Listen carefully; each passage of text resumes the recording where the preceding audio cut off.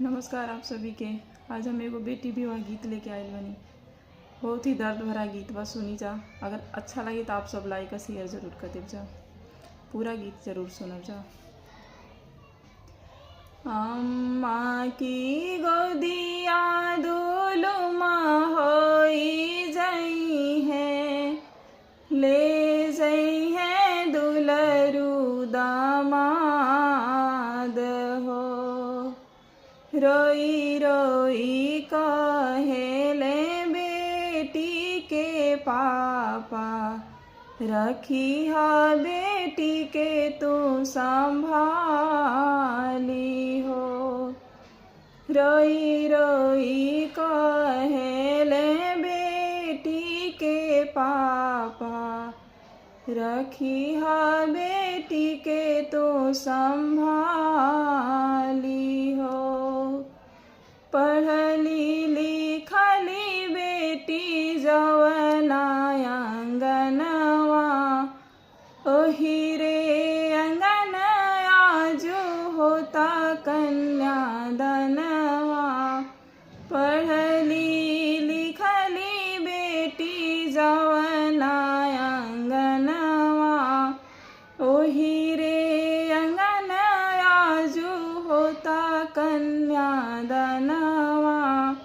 बैठी ओ सरवा रोएने भैया, गिरे लाया सुवन के धार हो।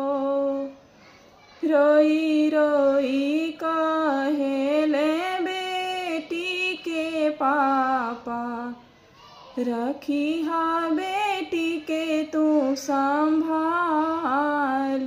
हो।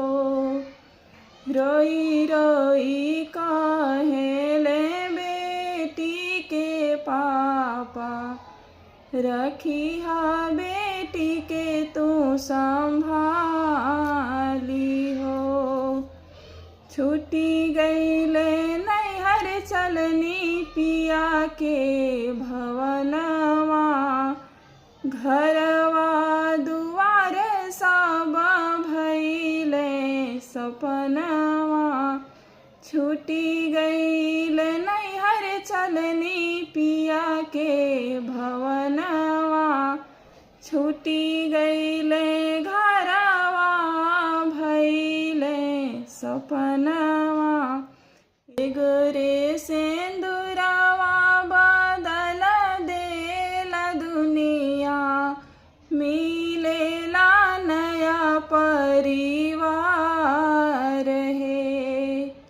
रोई रोई कहेले बेटी के पापा, रखी हा बेटी के तू संभाली है। अम्मा की गोदिया दुलुमा होई जई है, ले जई है दुलरू दामाद है। रोई रोई कहेले बेटी के पापा, रखी हा बेटी के तू संभाली।